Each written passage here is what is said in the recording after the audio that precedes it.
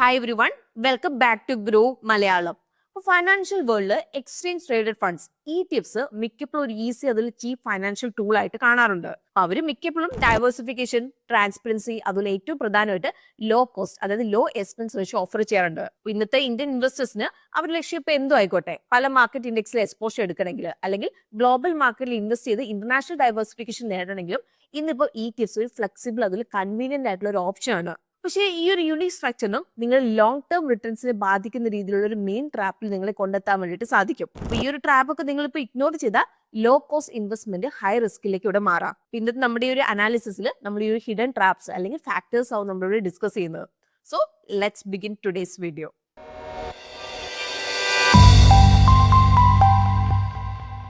നമുക്ക് ആദ്യം കുറച്ച് കോമൺ ETF ട്രാപ്സ് നമുക്ക് നോക്കാം. ആദ്യത്തെ trap ignoring NAV versus INAV. ഇപ്പൊ NAV അല്ലെങ്കിൽ നെറ്റ് അസറ്റ് വാല്യൂ എന്ന് പറഞ്ഞാൽ ഒരു ഫണ്ടിന്റെ underlying asset per unit value ആണ്. അപ്പൊ ഡേ എൻഡിലാണ് ഇത് കാൽക്കുലേറ്റ് ചെയ്തത്. ഇനി INAV അല്ലെങ്കിൽ ഇൻഡിക്കേറ്റീവ് NAV എന്ന് പറഞ്ഞാൽ ഫണ്ടിന്റെ ഹോൾഡിംഗ്സിന്റെ റിയൽ ടൈം അപ്രോക്സിമേറ്റ് വാല്യൂ ആണ്. ഇത് മാർക്കറ്റ് അവേഴ്സിൽ അപ്ഡേറ്റ് ആയിക്കൊണ്ടിരിക്കും ഓരോ 15 സെക്കൻഡ് ഇന്റർവെല്ലിലും. മ്യൂച്വൽ ഫണ്ടിൽ യൂണിറ്റ്സ് നമുക്ക് ഡേ എൻഡിങ് NAV മാത്രമാണ് ലഭിക്കുന്നത്. പക്ഷെ ETFs മാർക്കറ്റിൽ ട്രേഡ് ചെയ്യുന്നുണ്ട്, ഡിമാൻഡ് ആൻഡ് സപ്ലൈ അനുസരിച്ച് ഇവിടെ പ്രൈസ് മാറാം. അതുപോലെ റിയൽ ടൈം INAV നിന്ന് ഇത് മാറാം. അതുകൊണ്ടാണ് എല്ലാ എക്സ്ചേഞ്ച് ട്രേഡഡ് ഫണ്ടും സ്റ്റോക്ക് എക്സ്ചേഞ്ച് അല്ലെങ്കിൽ ഫണ്ട് ഹൗസ് INAV നൽകുന്നത്. സോ ഇൻവെസ്റ്റേഴ്സിന് ചെക്ക് ചെയ്യാം ETF-ന്റെ മാർക്കറ്റ് പ്രൈസ് ഫെയർ വാല്യൂവിന്റെ അടുത്താണോ അല്ലയോ എന്നുള്ള കാര്യം. നമ്മളിവിടെ സിമ്പിൾ ആയിട്ട് പറയുകയാണെങ്കിൽ INAV ബേസിക്കലി റിയൽ ടൈമിൽ ETF-ന്റെ ഫെയർ വാല്യൂ ആണ് കാണിക്കുന്നത്. അപ്പൊ നിങ്ങൾക്ക് ഇപ്പോൾ മാർക്കറ്റ് പ്രൈസ് മാത്രം നോക്കിയിട്ട് മാർക്കറ്റ് ഓർഡർ പ്ലേസ് ചെയ്യുവാണെങ്കിൽ INAV ചെക്ക് ചെയ്യാതെ ആണെങ്കിൽ നിങ്ങൾ ആക്സിഡന്റലി പ്രീമിയം പേ ചെയ്യേണ്ടതായിട്ട് വരും, അല്ലെങ്കിൽ ഡിസ്കൗണ്ടിലൂടെ വിൽക്കേണ്ടതായിട്ട് വരും. അപ്പൊ ഇതൊരു ലോസ് മേക്കിംഗ് ഡിസിഷൻ ആണ്. ഞാൻ ഒരു തവണ എവിടെയോ കേട്ടിട്ടുണ്ട് INAV-നേക്കാളും കൂടുതൽ നമ്മൾ പേ ചെയ്യുന്നു, അതുപോലെ INAV-നേക്കാളും കുറവ് നമുക്ക് കിട്ടുന്നത് ഇവിടെ റെക്കമെൻഡഡ് അല്ല എന്നുള്ള കാര്യം. ഇത് നിങ്ങൾക്ക് ഒരു ഗോൾഡൻ റൂൾ ആയിട്ട് ഇവിടെ കണക്കാക്കാം. അപ്പൊ ഇതിന്റെ അർത്ഥം ഇതാണ്, നിങ്ങൾ ETF വാങ്ങുകയും വിൽക്കുകയും ചെയ്യുന്ന പ്രൈസ് ETF-ന്റെ കറന്റ് അണ്ടർലൈൻ വാല്യൂ ആയ INAV വാല്യൂവിന് ക്ലോസ് ആണോ അല്ലയോ എന്നത്.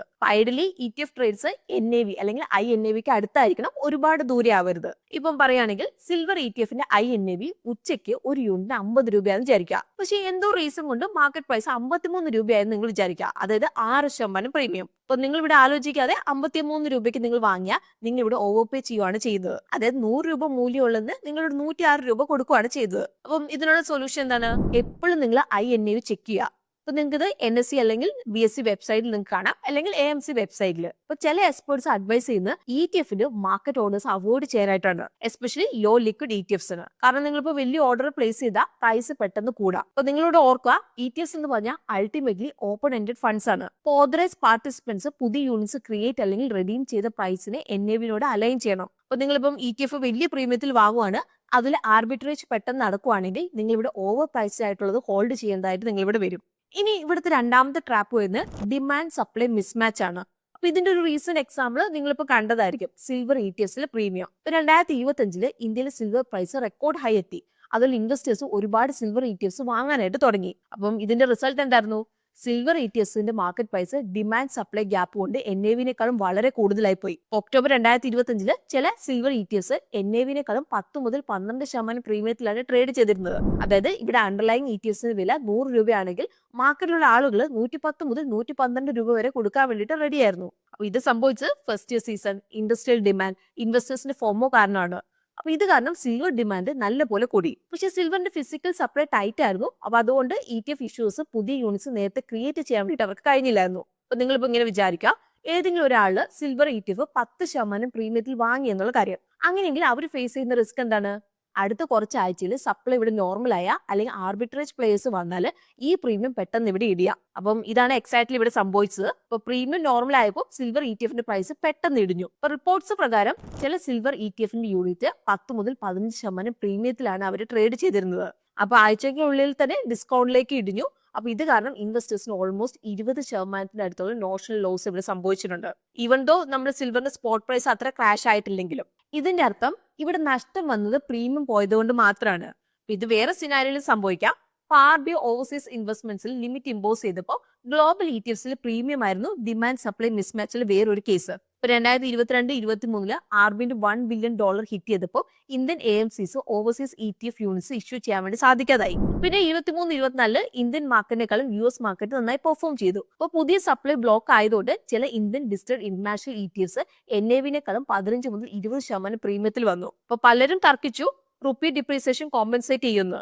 പക്ഷേ എക്സ്പേർട്ട് പോയിന്റ് ഔട്ട് ചെയ്തു ഈ ഒരു പ്രീമിയം ഒന്ന് ചുരുങ്ങി കഴിഞ്ഞാൽ നിലവിലെ റിട്ടേൺസ് അതുപോലെ കറൻസി ഗെറ്റ് രണ്ടും ക്യാൻസൽ ആവും. അപ്പൊ അതുകൊണ്ടാണ് എപ്പോഴൊക്കെ നമ്മൾ ETF-ന്റെ പ്രൈസ് NAV-ൽ നിന്ന് നല്ലപോലെ മാറുമ്പോൾ, അതായത് പ്രീമിയം ആയിക്കോട്ടെ അല്ലെങ്കിൽ ഡിസ്കൗണ്ട് ആയിക്കോട്ടെ, നമ്മൾ ഇത് അവിടെ ശ്രദ്ധിക്കണം. ഇനി മൂന്നാമത്തെ ട്രാപ്പ് വരുന്നത് ഹൈ എക്സ്പെൻസ് റേഷ്യോ ആണ്. അപ്പൊ ETF-നുള്ള പേര് നമ്മൾ കേൾക്കുമ്പോൾ നമ്മൾ ലോ കോസ്റ്റ് ഇൻവെസ്റ്റിംഗ് എന്നാണ് നമ്മൾ ആലോചിക്കുന്നത്. കാരണം ഇൻഡെക്സ് ETF-നൊക്കെ വളരെ കുറവ് എക്സ്പെൻസ് റേഷ്യോ ആണുള്ളത്, ഏകദേശം 0.05% മുതൽ 0.2% വരെയൊക്കെ. പക്ഷെ ഒരു കാര്യം നമ്മൾ ഇവിടെ ഓർക്കണം, എല്ലാ ETF-നും കുറവല്ല. എസ്പെഷ്യലി നീഷ് തിമാറ്റിക്, അതായത് സ്പെസിഫിക് സെക്ടർ അല്ലെങ്കിൽ തീം ഫോളോ ചെയ്യുന്ന ETFs കൂടുതൽ എക്സ്പെൻസ് റേഷ്യോ ചാർജ് ചെയ്യാം. അപ്പൊ ഇതൊരു ട്രാപ്പ് ആവാം, കാരണം ആളുകൾ ഓർക്കും ഇതൊരു ETF അല്ലേ, അപ്പൊ അതുകൊണ്ട് ഇവിടെ കുറവായിരിക്കും എന്നുള്ള കാര്യം. എന്നാൽ നിങ്ങൾ ഇവിടെ തിമാറ്റിക് ETF വാങ്ങുവാണ് ലോ AUMോടെ, ഇവിടെ AUM കുറവായതുകൊണ്ട് ഇവിടെ ഫിക്സഡ് എക്സ്പെൻസ് ഒരു ചെറിയ ബേസിലേക്ക് അവർ സ്പ്രെഡ് ചെയ്തത്. അപ്പൊ ഇതിന്റെ റിസൾട്ട് എന്താണ്? എക്സ്പെൻസ് റേഷ്യോ നാച്ചുറലി കൂടുതലായിട്ട് കാണാൻ വേണ്ടിയിട്ട് തുടങ്ങും. അപ്പൊ നമുക്ക് കുറച്ച് എക്സാമ്പിൾസ് ഇതിനായിട്ട് നമുക്ക് നോക്കാം. അപ്പൊ ഈ ഒരു ഫണ്ട് എക്സ്പെൻസ് റേഷ്യോ 1.04%. അപ്പൊ ഇത് ആക്റ്റീവ്ലി മാനേജ് ഫണ്ട്സിനേക്കാളും കൂടുതലാണ്. അതേസമയത്ത് ഈ ഒരു ഫണ്ട് എക്സ്പെൻസ് റേഷ്യോ നമ്മൾ നോക്കുകയാണെങ്കിൽ 0.96%, അതായത് ഓൾമോസ്റ്റ് 1%. അപ്പൊ ഇതിന്റെ അർത്ഥം നിങ്ങളിപ്പോൾ ഒരു തിമാറ്റിക് ETF അവരുടെ ട്രെൻഡ് മാത്രം നോക്കിയിട്ട് വാങ്ങുവാണ്. ലൈക്ക് ഇപ്പോൾ consumption ETF, infra ETF, PSU ETF അങ്ങനെ നോക്കുവാണെങ്കിൽ എക്സ്പെൻസ് റേഷ്യോ ചെക്ക് ചെയ്തിട്ടുണ്ടെന്നുള്ള കാര്യം നിങ്ങളുടെ ഉറപ്പ് വരുത്തണം. അപ്പൊ എല്ലാ ദിവസവും NAV-ൽ നിന്ന് എക്സ്പെൻസ് റേഷ്യോ ഡയറക്ട്ലി കട്ട് ആവും. നമുക്കൊരു എക്സാമ്പിൾ വെച്ചിട്ട് ഇതൊന്ന് മനസ്സിലാക്കാം. ലോങ് ടേം വെൽത്തിന് എന്ത് തരം ഇമ്പാക്ട് ആണ് ഉണ്ടാവുന്നതെന്ന്. സപ്പോസ് നിങ്ങളിപ്പോൾ മന്ത്ലി 10,000 രൂപയുടെ SIP ചെയ്യുവാണ്. പെർ ഇയർ 12% റിട്ടേൺ അസ്യൂം ചെയ്യാം. 20 വർഷം ടൈം പീരീഡ് എടുക്കാം. സോ നമ്മളിപ്പോൾ 3 എക്സ്പെൻസ് റേഷ്യോ സിനാരിയോ നമുക്ക് എടുക്കാം. അതുപോലെ എഫക്റ്റീവ് റിട്ടേൺസ് വെച്ച് കോർപ്പസ് നമുക്ക് കാൽക്കുലേറ്റ് ചെയ്യാം. അപ്പൊ ഇവിടെ നിങ്ങൾക്ക് കാണാം 0.05 മുതൽ 0.5% എക്സ്പെൻസ് റേഷ്യോയുടെ ഇടയ്ക്ക് കോർപ്പസ് ഡിഫറൻസ് ഏകദേശം 5 ലക്ഷമാണ്. അതേസമയത്ത് 0.5 മുതൽ 1.5ന്റെ ഇടയ്ക്ക് കോർപ്പസ് ഡിഫറൻസ് വരുന്നത് 14,60,000 രൂപയാണ്. അപ്പൊ ഇത് നമ്മുടെ SIP എമൗണ്ട് കൂടുന്നതനുസരിച്ച് കൂടുള്ളൂ. അപ്പൊ അതുകൊണ്ട് തന്നെ പാസീവ് ഫണ്ടിൽ എക്സ്പെൻസ് റേഷ്യോക്ക് വലിയ റോളാണ് ഉള്ളത്. ഇനി നാലാമത്തെ ട്രാപ്പ് വരുന്നത് ട്രാക്കിംഗ് എറർ ആണ്. ETF-ന്റെ ഒബ്ജക്റ്റീവ് എന്ന് പറയുന്നത് ബെഞ്ച് മാർക്ക് ഇൻഡെക്സ് റെപ്ലിക്കേറ്റ് ചെയ്യുക എന്നതാണ്. പക്ഷേ റിയാലിറ്റി നമ്മൾ നോക്കുമ്പോൾ എപ്പോഴും ചെറിയൊരു എമൗണ്ട് ട്രാക്കിംഗ് എറർ ഉണ്ട്. ഇപ്പൊ ട്രാക്കിംഗ് എറർ എന്ന് പറഞ്ഞാൽ ഇൻഡെക്സിന്റെ റിട്ടേൺസിന് ഫണ്ടിന്റെ റിട്ടേൺസ് എത്രത്തോളം ഡീവിയേറ്റ് ചെയ്തു എന്നാണ്. ഐഡിയലി ഈ ഒരു എറർ കുറവാണെങ്കിൽ അതാണ് എപ്പോഴും ബെറ്റർ. കാരണം നിങ്ങളിപ്പം ഇൻഡെക്സ് എക്സ്പോഷർ എടുക്കുമ്പോൾ നിങ്ങളുടെ റിട്ടേൺ ഇൻഡെക്സ് ആയിട്ട് സിമിലർ ആയിരിക്കണം. ഇപ്പൊ പല കാരണങ്ങൾ കൊണ്ട് ട്രാക്കിംഗ് എറർ ഇവിടെ സംഭവിക്കാം. ലൈക്ക് നമ്മളിപ്പോൾ പറയുകയാണെങ്കിൽ expense ratio, fund replication method, cash drag, rebalanced frequency ഒക്കെ. അപ്പൊ നിങ്ങൾ ഇവിടെ കാണുന്ന പോലെ ട്രാക്കിംഗ് എററിന്റെ ബേസിൽ ടോപ്പ് 5 നിഫ്റ്റി 50 ETFs ഇതൊക്കെയാണ്. ഇപ്പൊ മിക്ക ഇന്ത്യൻ ETFs, പ്രത്യേകിച്ച് വലുതും പോപ്പുലർ ആയിട്ടുള്ള ETFs പൊതുവെ കുറവ് ട്രാക്കിംഗ് എറർ ആണുള്ളത്. അപ്പൊ ഇതിന്റെ റീസൺ എന്താണെന്ന് വെച്ചാൽ സെബിയുടെ റൂൾ പ്രകാരം ഫണ്ട് അവരുടെ അസറ്റിന് 95%-ലധികം ഇൻഡെക്സിലുള്ള സ്റ്റോക്സിലേക്ക് ഇവിടെ ഇൻവെസ്റ്റ് ചെയ്യണം. പക്ഷേ നമ്മളിവിടെ നോക്കുവാണെങ്കിൽ ചില സിറ്റുവേഷനിൽ ട്രാക്കിംഗ് എറർ സ്റ്റിൽ ഇവിടെ കൂടുതലാവാം. അപ്പോൾ ഫണ്ടിന്റെ എക്സിക്യൂഷൻ അതുപോലെ തന്നെ മാർക്കറ്റ് കണ്ടീഷൻ അനുസരിച്ച്. പൊതുവെ വലിയ ETFs-നൊക്കെ വളരെ ചെറിയ ട്രാക്കിംഗ് എറേഴ്സ് ഉണ്ടാവാറുള്ളൂ. പക്ഷെ തിമാറ്റിക് അല്ലെങ്കിൽ സെക്ടർ ETFs ഒക്കെ ഇല്ലിക്വിഡ് ആണ്. അവരുടെ ട്രാക്കിംഗ് എറർ പ്രഡിക്റ്റബിൾ അല്ല. അപ്പൊ കംപ്ലീറ്റ്ലി ട്രാക്കിംഗ് എറർ ഒഴിവാക്കുക എന്ന് പറയുന്നത് ബുദ്ധിമുട്ടായിട്ടുള്ള കാര്യമാണ്. പക്ഷെ നിങ്ങൾക്ക് fund historical tracking error data നിങ്ങൾക്ക് ഇവിടെ ചെക്ക് ചെയ്യാം. അപ്പൊ നിങ്ങൾക്ക് ഫണ്ട് ഫാക്ട് ഷീറ്റ് അല്ലെങ്കിൽ AMC വെബ്സൈറ്റിൽ നിങ്ങൾക്ക് ഇത് കാണാം. അപ്പൊ ഫൈനലി സെബി ഇഷ്യൂസിന്റെ ട്രാക്കിംഗ് എറർ മിനിമം ആയിട്ട് വെക്കാൻ വേണ്ടി ഗൈഡ് ചെയ്യുന്നുണ്ട്. അത് മന്ത്ലി ഫാക്ട് ഷീറ്റിൽ ഡിസ്ക്ലോസ് ചെയ്യുക എന്നുള്ളത് മാൻഡേറ്ററി ആണ്. ഇനി അഞ്ചാമത്തെ ട്രാപ്പ് വരുന്നത് ഫോറിൻ ETFs കറൻസി റിസ്ക് ആണ്. അപ്പൊ നിങ്ങളിപ്പോൾ ഗ്ലോബൽ ETFs അല്ലെങ്കിൽ US equity ETFs, Nasdaq 100, S&P 500 index fund പോലത്തെ ഇന്റർനാഷണൽ ഫണ്ടിലേക്ക് ഇൻവെസ്റ്റ് ചെയ്യുകയാണെങ്കിൽ ഒരു കാര്യം നിങ്ങളുടെ മനസ്സിലുണ്ടാവണം, കറൻസി റിസ്ക് അല്ലെങ്കിൽ നമുക്ക് ഫോറിൻ എക്സ്ചേഞ്ച് റിസ്ക് എന്നും പറയാം. അപ്പൊ ഇതിന്റെ അർത്ഥം നിങ്ങളുടെ റിട്ടേൺസ് ജസ്റ്റ് അണ്ടർലൈൻ ഫോറിൻ സ്റ്റോക്സിന്റെ പെർഫോമൻസ് ആശ്രയിച്ചല്ല ഇരിക്കുന്നത്, കറൻസിയുടെ എക്സ്ചേഞ്ച് റേറ്റ് മൂവ്മെന്റ് ആശ്രയിച്ചിരിക്കും. ഇപ്പം നമ്മളുടെ ഒരു എക്സാമ്പിൾ പറയുകയാണെങ്കിൽ നിങ്ങൾ ഒരു US മാർക്കറ്റ് ETF നിങ്ങൾ വാങ്ങി. അപ്പൊ കഴിഞ്ഞ കുറച്ച് വർഷത്തിൽ നിങ്ങൾ ശ്രദ്ധിച്ചിട്ടുണ്ടാവും USD അല്ലെങ്കിൽ INR എക്സ്ചേഞ്ച് റേറ്റ്. ഇപ്പൊ US ഡോളറിന് എഗ്നസ്റ്റ് റുപ്പി ഡിപ്രീഷിയേറ്റ് ചെയ്തിട്ടുണ്ട്. അപ്പൊ ഇത് ഇന്ത്യൻ ഇൻവെസ്റ്റേഴ്സിന് ഒരു പ്ലസ് ആണ്. അതായത് ഇപ്പൊ US സ്റ്റോക്ക് ഡോളറിന്റെ ടേംസിൽ 10% റിട്ടേൺ തന്നു എന്ന് വിചാരിക്കുക. അതൊരു ഡോളർ അഗൈൻസ്റ്റ് റുപ്പി ഒരു 3 മുതൽ 4% ഡിപ്രീഷിയേറ്റ് ചെയ്യുമെന്ന് നിങ്ങൾ വിചാരിക്കുക. എങ്കിൽ INR ടേംസിൽ നിങ്ങളുടെ റിട്ടേൺ 14% ആവും. അപ്പൊ ഇത് എക്സ്ട്രാ കറൻസി മൂവ്മെന്റ് കാരണമാണ്. പക്ഷെ ഇതിപ്പോ എല്ലാ വർഷവും സംഭവിക്കണം എന്നില്ല. ഇതിന്റെ അർത്ഥം നിങ്ങൾ ഗ്ലോബൽ ഇൻവെസ്റ്റ്മെന്റ് ചെയ്യരുത് എന്നല്ല, പക്ഷെ നിങ്ങൾ ഇവിടെ അവെയർ ആയിരിക്കുക ഇത് ഇന്ത്യൻ ഇക്വിറ്റിയിൽ ഇല്ലാത്ത ഒരു അഡീഷണൽ ഫാക്ടർ ആണെന്നുള്ള കാര്യം. അപ്പൊ ഇവിടെ ഡൈവേഴ്സിഫിക്കേഷൻ ബെനിഫിറ്റ് ഉണ്ട്. കാരണം ചിലപ്പോൾ റുപ്പി ഡോളർ അഗൈൻസ്റ്റ് ഇടിയുമ്പോൾ നിങ്ങളുടെ ഗ്ലോബൽ ഫണ്ട് നിങ്ങൾ രക്ഷിക്കാൻ വേണ്ടിയിട്ട് ഇവിടെ സാധിക്കും. പക്ഷേ ഇത് എല്ലാ തവണയും സംഭവിക്കണമെന്ന് യാതൊരു ഗ്യാരണ്ടി ഇവിടെ ഇല്ല. ഇനി ഇവിടുത്തെ ആറാമത്തെ ട്രാപ്പ് വരുന്നത് ഫ്രീക്വന്റ് ട്രേഡിംഗ് ആണ്. ETF ഒരു വെൽ നോൺ അഡ്വാൻറ്റേജ് ആണ്, സ്റ്റോക്ക് എക്സ്ചേഞ്ച് ലിസ്റ്റഡ് ആണ്, അതൊരു സ്റ്റോക്ക് എക്സ്ചേഞ്ച് നമുക്ക് ട്രേഡ് ചെയ്യാം. ഇപ്പൊ ട്രേഡിംഗ് ഡേയിൽ ഇൻവെസ്റ്റേഴ്സിന് ETF യൂണിറ്റ്സ് വാങ്ങുകയും വിൽക്കുകയും ചെയ്യാൻ വേണ്ടിയിട്ട് സാധിക്കും. പക്ഷെ ചില ഇൻവെസ്റ്റേഴ്സ് ഈ ഒരു ഫീച്ചർ തെറ്റായിട്ടാണ് ഇവിടെ മനസ്സിലാക്കിയിട്ടുള്ളത്. അവർ ETF വിചാരിക്കുന്നത് സ്റ്റോക്ക് ആയിട്ടാണ്. അവർ ചിന്തിക്കുന്നത് ഇങ്ങനെയാണ്, നമുക്ക് എന്തുകൂടെ ഇൻട്രാഡേ ചെയ്തുകൂടാ, അതുവഴി പെട്ടെന്ന് പ്രോഫിറ്റ് ഉണ്ടാക്കിക്കൂടെ എന്നുള്ള കാര്യം. അപ്പൊ ഇവിടെയാണ് ആദ്യത്തെ ട്രാപ്പ് വരുന്നത്. ETF ആദ്യം ഡിസൈൻ ചെയ്തിരിക്കുന്നത് പാസീവ് ഇൻവെസ്റ്റിംഗിനായിട്ടാണ്.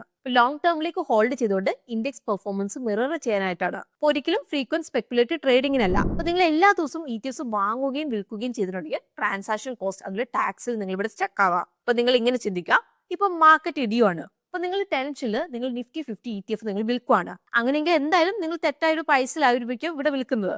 എന്നാൽ പിന്നീട് പ്രൈസ് റിക്കവർ ആയിട്ടുണ്ടാവും ഇവിടെ. അപ്പം ഇത് നമ്മളൊരു തെറ്റായ ട്രേഡിംഗ് ഡിസിഷനിലേക്ക് നമ്മൾ എത്തിക്കും. അപ്പൊ എപ്പോഴും നിങ്ങൾ ഓർക്കുക, ഈ ഒരു ഇൻവെസ്റ്റ്മെന്റ് ലോങ് ടേമിലേക്ക് ക്രിയേറ്റ് ചെയ്തേക്കുന്നതാണ്. ലോങ് ടേമിൽ മാർക്കറ്റിൽ നിൽക്കുമ്പോഴാണ് റിയൽ റിട്ടേൺസ് കിട്ടുന്നത്, അല്ലാതെ മാർക്കറ്റ് ടൈമിംഗ് ചെയ്യാൻ വേണ്ടി ശ്രമിക്കുമ്പോഴല്ല. പിന്നെ നിങ്ങൾ മനസ്സിലാക്കുക, എല്ലാ ട്രേഡിനും ബ്രോക്കറേജും സെക്യൂരിറ്റി ട്രാൻസാക്ഷൻ ടാക്സും അതിൽ ബിഡ് ആസ് സ്പ്രെഡ് കോസ്റ്റും ഉണ്ടാവും. അപ്പൊ ഫ്രീക്വന്റ് ട്രേഡിംഗ് വഴി ഈ ഒരു കോസ്റ്റ് നിങ്ങളുടെ റിട്ടേൺസിനെ ബാധിക്കാം. അപ്പൊ നിങ്ങളുടെ ബ്രോക്കറേജും ടാക്സ് മാത്രം റിട്ടേൺസിന് വലിയൊരു ഭാഗം ഇവിടെ കുറയ്ക്കും. അപ്പൊ അവസാനം നിങ്ങളുടെ ഇൻഡെക്സ് റിട്ടേൺസിനേക്കാളും വളരെ കുറവായിരിക്കും നിങ്ങൾക്ക് ഇവിടെ ലഭിക്കുന്നത്. സോ ഇപ്പൊ നമ്മൾ വീഡിയോയുടെ ലാസ്റ്റ് പാർട്ടിലേക്ക് നമ്മൾ എത്തിയിട്ടുണ്ട്. ETF ടാക്സേഷൻ കൂടി നമുക്ക് ഇവിടെ ഒന്ന് പറയാം. ഇപ്പൊ കാറ്റഗറി അനുസരിച്ചാണ് ETF ടാക്സ് ട്രീറ്റ്മെന്റ് വരുന്നത്. ഇപ്പൊ equity oriented ETFs equity mutual fund same taxation ആണ് ഫോളോ ചെയ്യുന്നത്. ഇപ്പൊ ഗോൾഡ്, സിൽവർ, അതുപോലെ international equity ETFs non equity non debt ടാക്സേഷന് കീഴിലാണ് വരുന്നത്. അപ്പൊ ഇതാണ് ഒരു ഡിഫറൻസ് വരുന്നത്. അപ്പം ഈ ഒരു കാറ്റഗറിയിൽ നിങ്ങളുടെ ഹോൾഡിംഗ് പീരീഡ് 24 മാസം എക്സീഡ് ചെയ്ത ഗെയിൻ ലോങ് ടേം ആയിട്ടാണ് ഇവിടെ കണക്കാക്കുന്നത്. അതുപോലെ ഇവിടെ ലോങ് ടേം ഗെയിൻ 12.5% ഇവിടെ ടാക്സ് ചെയ്യുന്നത് വിത്തൗട്ട് ഇൻഡെക്സേഷൻ. എന്നാൽ ഈ ഒരു ഫണ്ട് ഇക്വിറ്റി ഓറിയന്റഡ് ഫണ്ട്സിനെ പോലെ ക്യാപിറ്റൽ ഗെയിൻ ടാക്സ് എക്സംഷൻ ഇവിടെ ലഭിക്കില്ല. നിങ്ങൾ ഇനി ETF ഇൻവെസ്റ്റ് ചെയ്യുമ്പോൾ ഞാൻ ഈ പറഞ്ഞ കാര്യങ്ങളൊക്കെ ശ്രദ്ധിക്കും എന്നാണ് ഞാൻ വിചാരിക്കുന്നത്. അപ്പോൾ ETF നല്ലൊരു ഇൻവെസ്റ്റ്മെന്റ് ടൂൾ ആയിട്ട് തന്നെ നമുക്ക് കണക്കാക്കാവുന്നതാണ്. പക്ഷെ നിങ്ങൾ കറക്റ്റ് അറിവ് നിങ്ങൾക്ക് ഉണ്ടെങ്കിൽ മാത്രമേ ഫുൾ ബെനിഫിറ്റ് നിങ്ങൾക്ക് ഇവിടെ ലഭിക്കുള്ളൂ. അപ്പം നിങ്ങൾ ഈ ട്രാപ്പ് ഒക്കെ ഒഴിവാക്കുവാണെങ്കിൽ നിങ്ങളുടെ ഇൻവെസ്റ്റ്മെന്റ് ജേർണി ഇവിടെ സ്മൂത്ത് ആയിരിക്കും. ഇനിയിപ്പം നിങ്ങൾ പറ, നമ്മൾ ഈ പറഞ്ഞ ഏതെങ്കിലും ട്രാപ്പ് നിങ്ങൾ എക്സ്പീരിയൻസ് ചെയ്തിട്ടുണ്ടോ? അപ്പൊ നിങ്ങളുടെ എക്സ്പീരിയൻസ് നിങ്ങൾക്ക് താഴെ കമന്റ്സ് നമ്മളോട് ഷെയർ ചെയ്യാവുന്നതാണ്. സോ നമുക്ക് പുതിയൊരു വീഡിയോ ആയിട്ട് ഗ്രോ മലയാളം ചാനലോട് വീണ്ടും കാണാം. അതുവരെ take care, happy investing and bye from Reddy.